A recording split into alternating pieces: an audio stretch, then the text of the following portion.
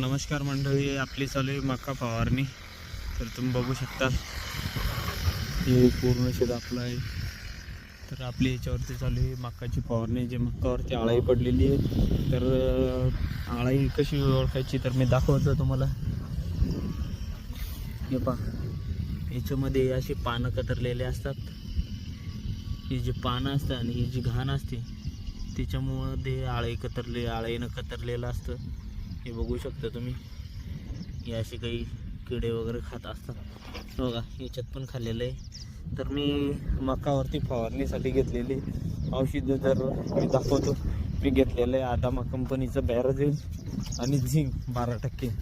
झिंकमुळं काय होईल की मकाचं जे काळवटपणा आहे, जो पिवळापणा आहे, तो पूर्णपणे नष्ट होऊन जाईल. एकदम भारी क्वालिटी झिंकमुळे, त्यासाठी झिंक घेतलेलं आहे. तर